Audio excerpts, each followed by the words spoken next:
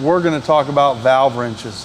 When we've got a good sized valve, it can really be difficult to get these valves to turn sometimes.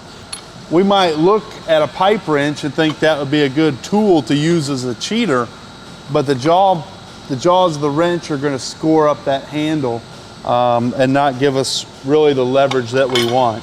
So we want to use a valve wrench so we can easily hook onto that valve, gain the leverage that we need, and at the same time preserve the valve handle. We're looking at valve wraps. Insulation is an important part of our boiler room because it keeps the boiler room temperature down and boosts our overall efficiency by keeping the heat in the system. But when we insulate a valve, sometimes that's a problem because we may need to replace a flange gasket or adjust packing or something like that where we're going to disturb the existing insulation.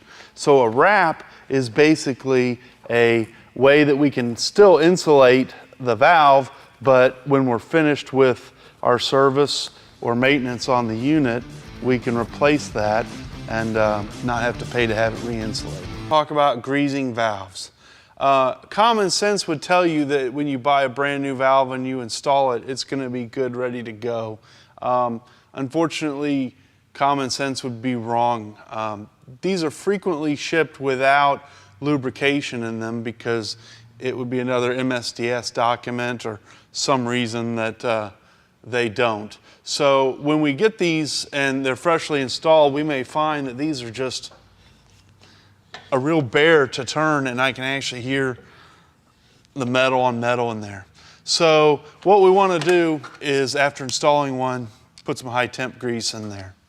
Now, different manufacturers have different specifications, but as long as you go with a good high-temperature grease, you should be fine. And basically, we want to put a few squeezes of grease in there because basically it only has its manufacturing lubricants in the valve. Then we'll disconnect that and we'll turn the valve in and out. We're already finding that this is quite a bit easier to turn.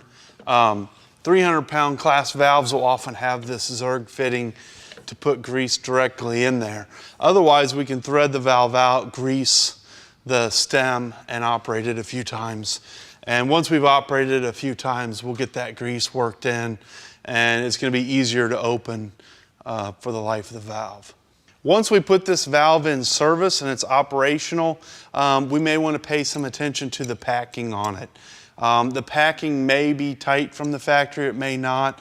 If we've got any leakage around the stem at all, we can simply give this a eighth or quarter turn just to snug the packing up and to make sure that we get a good seal. We don't want to over tighten it. We just want to turn it until it quits leaking if there's any seepage.